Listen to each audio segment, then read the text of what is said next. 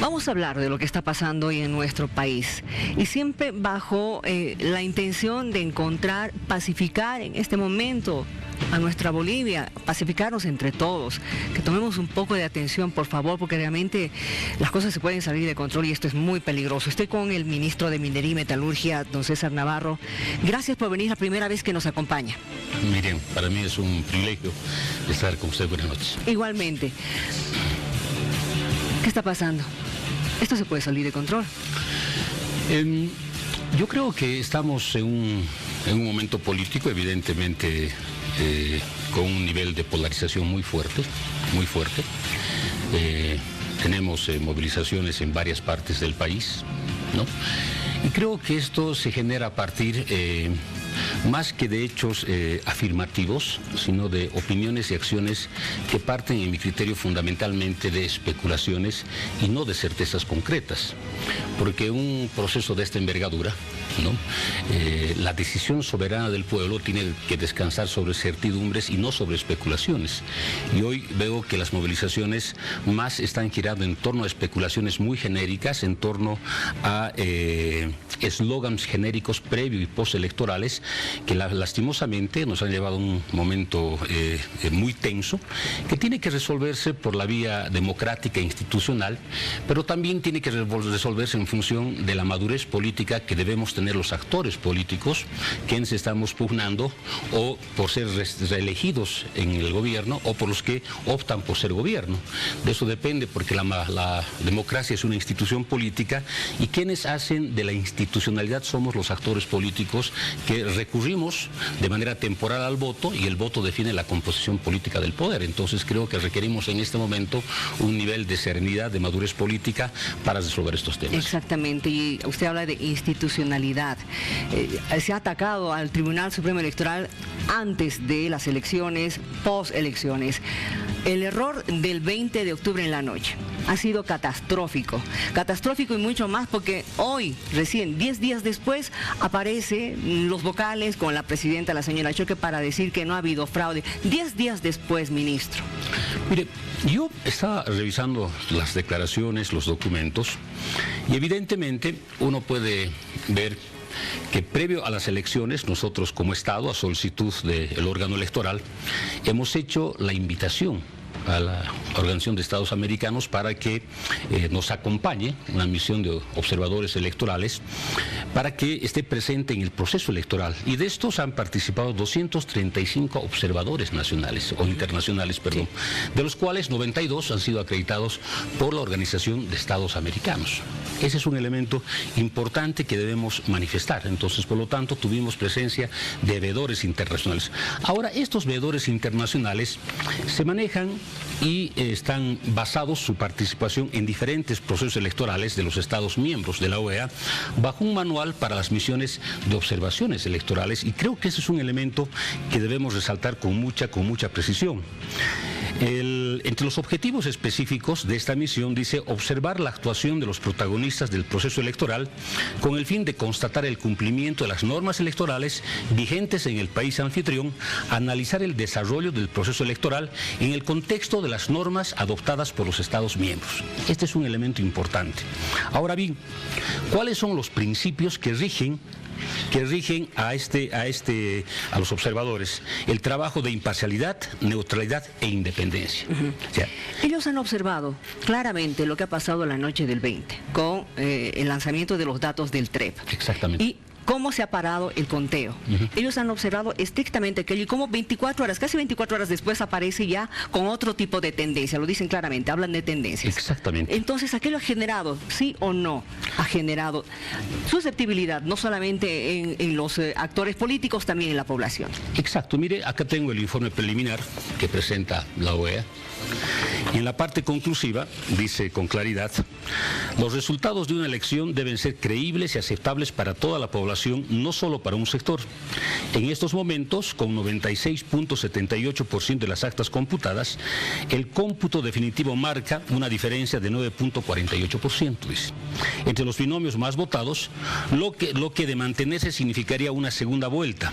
En el caso que, concluido el cómputo al margen de la diferencia sea superior superior al 10%, estadísticamente es razonable concluir que será por un porcentaje ínfimo, debido al contexto y las problemáticas evidenciadas en este proceso electoral. Continuaría siendo una mejor opción convocar a una segunda vuelta. Es decir, los observadores están emitiendo una opinión afirmativa. Están diciendo ellos que debe convocarse a una segunda vuelta. Cuando en la misma norma, en el manual para las misiones, dice con mucha claridad que tiene que basarse en la normativa. Uno, la Constitución Política del Estado. El artículo 166 establece cómo se elige a un presidente en primera vuelta, con el 50% más un voto, o si superamos el 40% con una diferencia de 10% al segundo. Por lo tanto, la misión de observadores no tiene el cómputo final y hace una recomendación por encima de sus propias competencias. Evidentemente ha habido una observación contra la misión de observadores. Está muy fuerte, pero además que hace una afirmación que está vulnerando la norma y está vulnerando su mismo hecho. Mire, ¿qué dice este reglamento en el inciso C? No sustitución de los actores nacionales del proceso. Los observadores no sustituyen a ninguno de los actores del proceso electoral. La responsabilidad última y exclusiva por el desarrollo del proceso electoral recae en las instituciones y en los protagonistas del país anfitrión. En este sentido, a los observadores internacionales no les compete aprobar, desaprobar o corregir las decisiones de la autoridad electoral, reemplazar o cuestionar a los fiscales, etc. Es decir, no tienen estas facultades.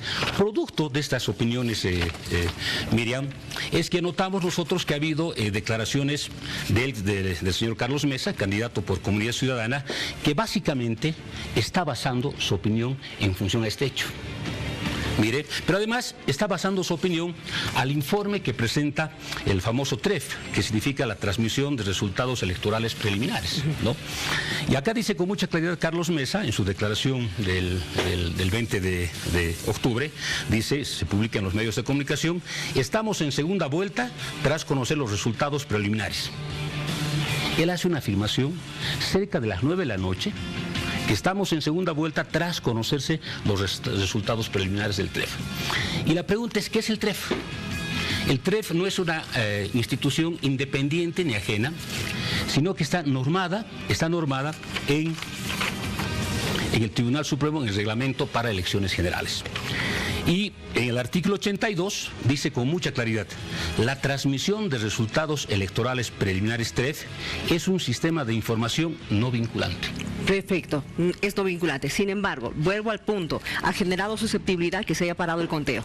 Ahora, ese es un tema importante. Ese es un tema muy grave. Sí. Porque esto está generando toda esta convulsión que hoy en día nos está afectando.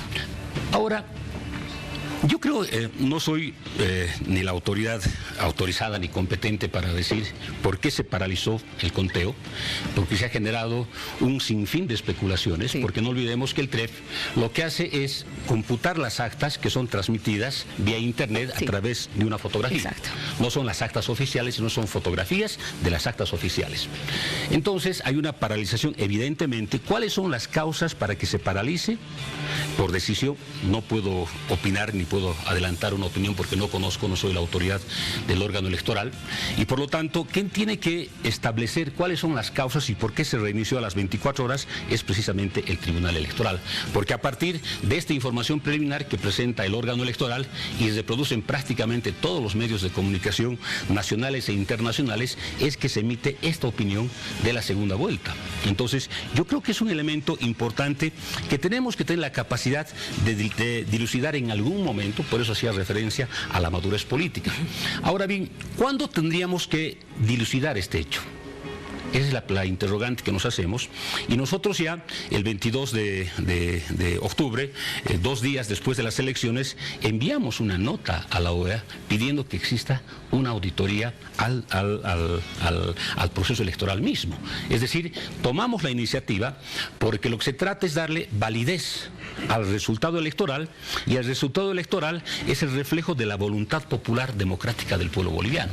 Este es un elemento, y para ello necesitamos evidentemente efectivamente árbitros que nos permitan certificar este hecho. Ahora, yo le pregunto, ministro, ¿ustedes han socializado esta intención que tenían de pedirle a la OEA de que venga a hacer la auditoría? ¿Han socializado con Comunidad Ciudadana, con Bolivia Dice No, con el PDC, por ejemplo, que han sido los 4 que han conseguido mejor votación?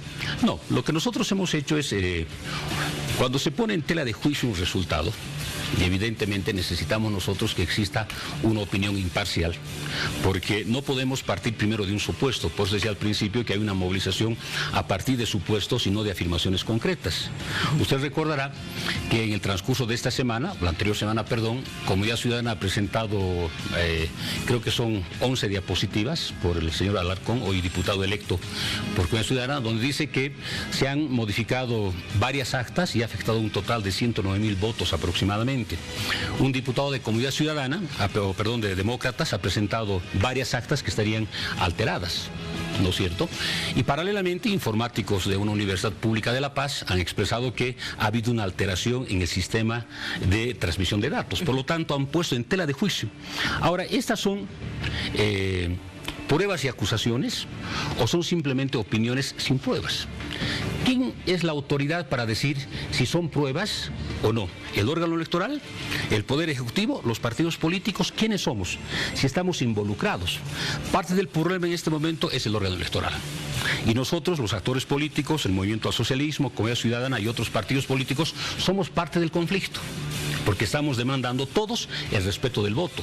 No olvidemos que cuando se pasa la información al 83%, falta el 17% fundamentalmente del área rural, y no se quiere tomar en cuenta ese 17% que tiene el mismo valor político y democrático de quienes vivimos en las ciudades. No, totalmente de acuerdo en eso. Es importante este hecho. Totalmente de acuerdo en eso, pero en este momento la población está saliendo a las calles porque grita fraude, grita que está defendiendo la democracia, grita que quieren respeto a su voto, ¿no? Independientemente de a qué partido hayan apoyado, ¿no es cierto? Ahora, estamos 10 días después de las elecciones.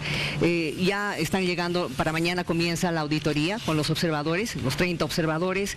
Comunidad Ciudadana, con don Carlos Mesa, ha señalado de que no acepta la auditoría porque está pactada con el MAS, que ha sido unilateral, que no han tomado en cuenta sus condiciones. ¿Cuál es una de las condiciones que pone? Y eso me llama mucho la atención. Mire, la primera senadora electa por Comunidad Ciudadana de La Paz, la señora Cecilia Requena, dijo que la auditoría iba a ser un buen punto de encuentro y valoraba positivamente. El señor Bedregal, también un diputado electo, creo que es vocero de Comunidad Ciudadana, dijo que era innecesaria la invitación y que siempre habían contemplado la posibilidad de una auditoría. Y Carlos Mesa decía que debería tener un carácter vinculante la auditoría. Entonces, por lo tanto, ellos admiten este hecho, o sea, la necesidad de la auditoría. Entonces, ¿cuáles son los elementos que componen la auditoría? Creo que esta vez también hay que nomás hablar a sus bases para pedirles que pare esta violencia. No es que estemos acusándoles en este momento de lo que ha pasado. Tiene que haber una investigación con relación a lo que ha ocurrido en Montero, evidentemente, pero lo que acabo de decirle al señor Pedraza, se lo digo a usted también, nos estamos enfrentando entre hermanos, entre bolivianos, estamos perdiendo el norte de que todos reconozcamos que somos bolivianos, que hemos nacido en esta patria hermosa. Ese es el problema en este momento. Sí, Miriam, yo comparto y es imposible a veces emitir una opinión cuando se pierden dos vidas, porque no son solo vidas, son múltiples condiciones de relación que crean esas vidas con las familias, y es muy doloroso. Ninguna violencia se justifica si se generan este tipo de hechos, y lo lamento de manera personal, lo condeno, este tipo de hechos, y creo que no debemos llegar a estos extremos. Mire, yo creo que el señor Gustavo Pedraza tiene que tener un nivel de autorreflexión y crítica. Si ustedes revisan las imágenes de lo que pasó el lunes 21 de octubre en la ciudad de Sucre, prácticamente cercaron la cuadra donde está el edificio del Tribunal Electoral Departamental. Cerca de las 8:30 de la noche prendieron fuego a la puerta del edificio donde estaban los vocales del Tribunal Electoral, donde estaban los delegados de partidos políticos haciendo el cómputo, y las personas tuvieron que abandonar el edificio del Tribunal Electoral en llamas por techos y por casas vecinas. Si no escapaban mujeres, hombres, prácticamente podían haber perdido la vida incinerados. ¿Eso es violencia o eso no es violencia? Usted ve en Potosí, por ejemplo, la policía abandona, se empieza a quemar el edificio del Tribunal Electoral y las imágenes que presentan a través de las redes sociales, uno de los muchachos que entra a la Corte Electoral del último piso se lanza de la ventana y cae, felizmente no hubo consecuencias lamentables, ¿no? Entonces hemos visto que el día lunes ha habido actos de violencia intolerable. ¿Quién convoca la movilización y defender el voto? Carlos Mesa. Y lo defiende de manera pública. El día lunes se han quemado Corte Electoral de Potosí, de Sucre, de Tarija, de Santa Cruz. Se han ido a destrozar casas particulares. Se ha quemado la oficina del MAS en Sucre, estando el portero adentro con su hijo. Eso no es violencia, eso es violencia. Y eso debemos ver con mucha fuerza. Entonces, la violencia de donde venga, nosotros la condenamos y prácticamente debemos establecer con mucha claridad que debe haber una sanción para este tipo de hechos, venga de donde venga. Pero además en este momento y en esta coyuntura, ¿cómo podemos tener un punto de equilibrio? ¿No es cierto? El señor Pedresa dice, el MAS ha ordenado un fraude monumental. Y evidentemente, en las mismas declaraciones, Carlos Mesa dice una cosa: nosotros creemos que la auditoría de la OEA, ¿no?, va a demostrar de manera palmaria, inequívoca, el fraude. No tengo la menor duda de que la auditoría de la OEA va a ratificar la existencia de un gigantesco fraude. Ellos están partiendo de una suposición, ¿no es cierto? Ahora, nos han presentado documentos, lo han presentado al Tribunal Electoral, donde nos dicen que nos presentan este tipo de pruebas, que son actas adulteradas, ¿no es cierto? Cuando nosotros invitamos para que haya una auditoría, les estamos diciendo con mucha claridad que nosotros queremos que haya la verificación del cómputo. Y el presidente ha dicho con mucha claridad, debería haber una verificación acta por acta. Son cerca de 35.000 actas que tenemos en todo el país y existen 35.000 actas con sus copias. Cada uno de los miembros del jurado electoral tiene una copia del acta. Y luego los delegados de partidos políticos acreditados en la mesa también tenemos un acta. Entonces, por lo tanto, si queremos hacer una verificación del cómputo y ellos tienen estas denuncias, es correcto y competente que vengan a demostrar y presentar la documentación. Pero además, un elemento importante, se va a hacer una investigación, una auditoría a los aspectos estadísticos. Se va a hacer la auditoría a la verificación del proceso y cadena de custodia. Pero además, todas estas conclusiones van a ser vinculantes. Es decir, no son simples recomendaciones. Y por eso, nosotros nos llama mucho la atención y aprovechamos este importante medio de comunicación, invitamos públicamente a comunidad ciudadana a que nos presente sus condiciones para la auditoría. Si no estamos rehuyendo, necesitamos que exista una actitud propositiva y efectiva que nos permita avanzar. Pero además yo acá estaba leyendo una nota hoy en la tarde, y acá hay una nota que se refleja en un medio escrito, dice: Unión Europea considera enviar expertos para la auditoría y Alemania ofrece 100.000 euros para apoyar la auditoría. Es decir, existe una opinión altamente importante, positiva, de organismos internacionales si nosotros queremos avanzar. Y un tema que me gustaría leer acá, que me llamó mucho la atención, porque se hace referencia mucho para ir terminando. Se ha hecho mucho referencia a lo que es el informe, y hace referencia el señor Pedraza a lo que dijo la misión de la OEA, la canciller de México en la sesión de la Organización de Estados Americanos decía con mucha claridad: la misión de observadores es una herramienta técnica para mejorar la calidad de los procesos democráticos respetando los principios de no intervención. Procesos de observación electoral no inclusivos. El trabajo de las misiones de observación electoral es técnico y no vinculante según la Carta Democrática, es decir, es técnico y no vinculante, se sobrepasa en sus atribuciones la misión, y paralelamente a partir de este elemento es que la candidatura prácticamente se agarra de este concepto. Seamos responsables. Nosotros tenemos que tener una información definitiva que nos dé certidumbre, ¿no es cierto? ¿Qué informe va a la Asamblea Legislativa? No va el informe preliminar, no va el informe de boca de urno, va el informe que envía el Tribunal Electoral con el número de actas, el número de participantes, quiénes votamos y quiénes no votamos.